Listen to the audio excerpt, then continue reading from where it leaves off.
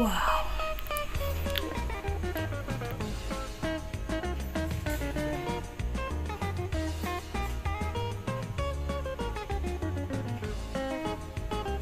Ito na po ang ating ice popsicle.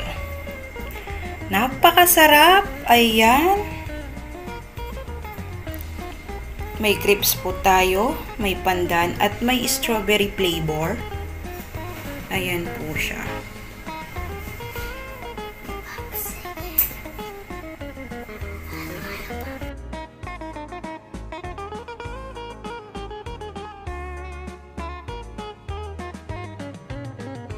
Upay na adlaw, magandang araw po sa ating lahat mga kawaray. At ngayon ay gagawa ako ng kakaiba. Ito ang bagay na bagay ngayong summer.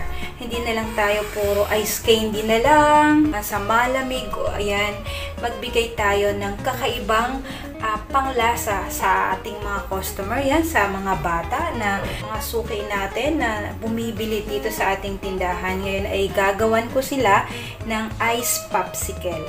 Bumili ako ng popsicle stick. Ilalagay ko po siya sa disposable na cup. Ito. Ang size dito ay 6 ounce. Ayan, gagamit tayo ng disposable na baso.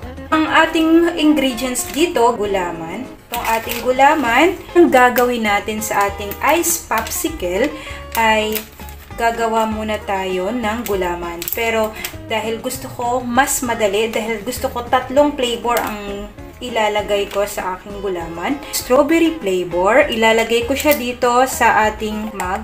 Grapes, purple ang kulay niyan. Ilalagay ko din siya dyan. Green, isang sachet na din po ito. Ito ay 25 grams. Pakulo na po ako ng tubig para mas madali. Ilalagay natin ito sa mainit. Ayan.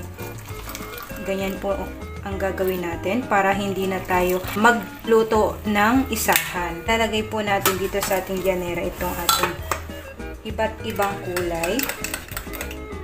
Ayan. Dapat nahalo natin ang mabuti ito. Add pa tayo ng isa pang cup. Itong ating green, dadagdagan natin ng isang cup. Itabi muna natin ito. Ito ay ating palalamigin. Haluin po natin para matunaw ang pamumuo niya. Ayan, haluin po natin ng mabuti. Ayan. Para matunaw. Maglalagay tayo ng asukal. Ito ay 1 tablespoon para may lasa lang ang ating gulaman. Lalagay ulit tayo ng 1 cup. Dadagdagan natin ng 1 cup. Haluin ulit. Sunod naman natin ang ating grapes. Haluin lang natin ng mabuti. 1 tablespoon ng ating asukal na puti. Haluin lang po natin.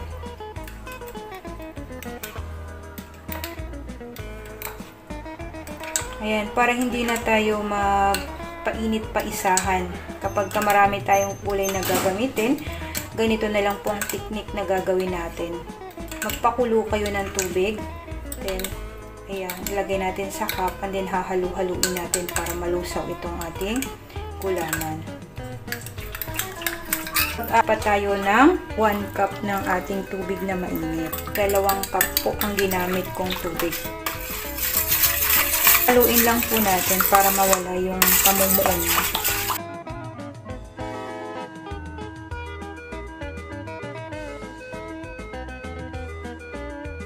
Para siyang katedral, parang ganun. Ganun po ang gagawin natin, pero ilalagay po natin sa ating disposable cup. Una nating ilalagay ay Alaska Evap. Ang Alaska Evap ko po ay 370 ml. Para maging creamy ang ating ice popsicle, lalagyan natin ng Alaska Crema. 370 ml din po siya. Para mas masarap. Pagkatapos, maglalagay tayo dito ng Alaska Condense. Ito ay 300 ml po. Pagkatapos natin ipagsama lahat ng ating mga gatas, ilalagay naman natin ang ating all-purpose flour. Ito ay 1/2 cup. Para lumapot Ice Popsicle Cathedral. Halo na natin at wala nang pamumuo. Sasalang na po natin sa mahinang apoy lang. And mag-a-add po tayo dito ng 1 cup of water. Ayan, 4 cup ng ating white sugar. Napaka-konting asin lang para pang-agaw ng kanyang tamis. Naglagay po ako ng konting asin. And then, bubuksan na natin ang ating kalan. Palagi po natin itong hinahalo-halo. Ayan. Mas maganda pagka hinahalo. Kung gusto nyo pong mas madami, kung mas marami ang gagawin nyo, pwede naman kayong mag-add ng tubig and then mag-add na lang kayo ng asukal para hindi mawala ang kanyang lasa. Hindi mawala ang tamis.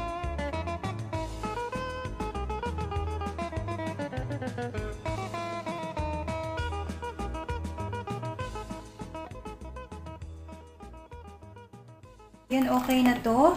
Ito ay kumukulo na. Pwede na nating patayin ang ating apoy. And then gagawin naman natin ang ating gulaman. I-slice naman natin. Ito ay matigas ng ating gulaman. I-slice na po natin ito. And then ilalagay natin sa ating mga baso. Slice natin ng maliliit.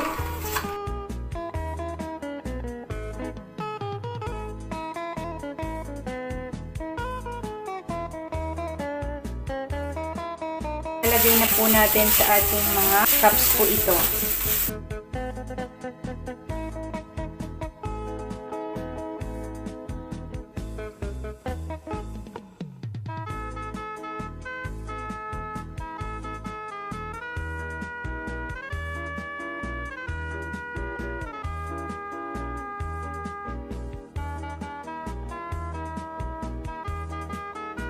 Sa ating purple naman, slice din natin yan.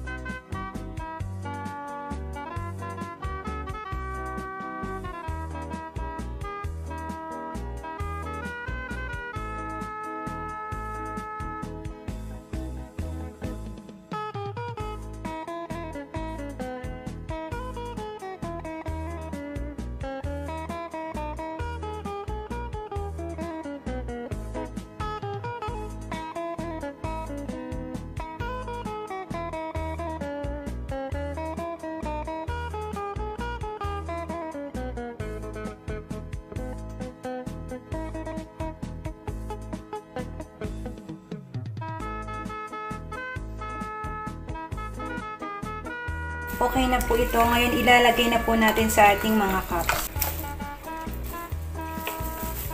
Diba? Napakadali lang ito mga kawaray. Sobrang dali. Hindi natin masyadong pupunuin kasi lalagyan pa natin yan ng jelly sa ibabaw.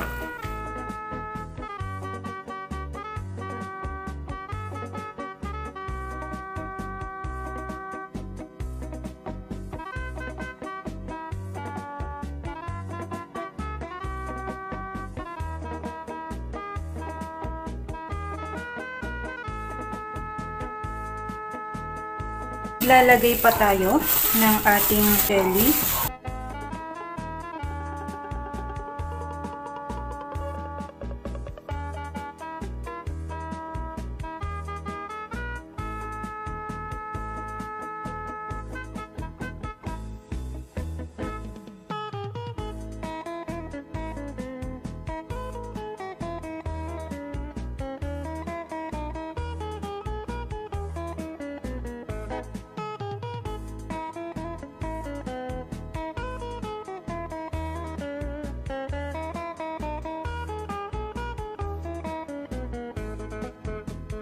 Lagay naman na po natin ang ating popsicle stick dito sa gitna. Tutusok lang natin yan sa gitna. And then ilalagay na natin ito sa ating ref. Ito ay i-overnight ko po para sobrang tigas na po ito.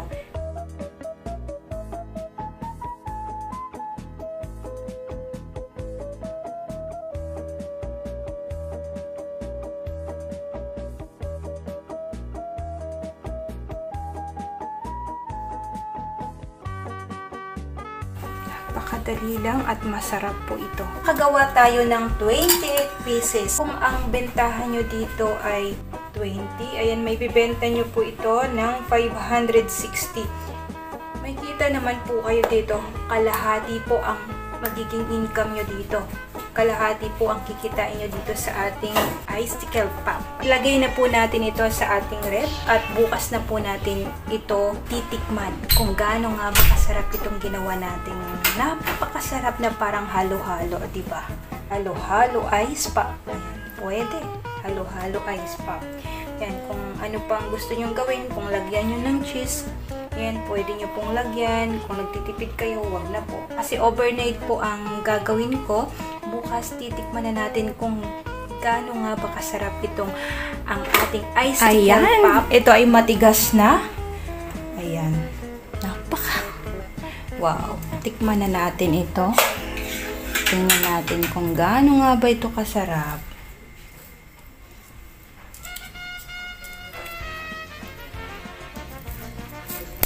Tikman natin.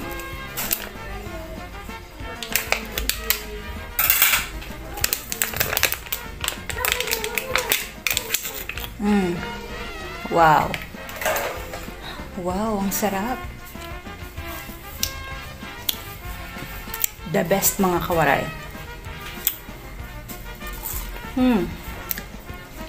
The best ang lasa nitong ating popsicle stick. Ang ating ice popsicle stick na ang flavor niya ay iba't ibang flavor ng ating gulaman.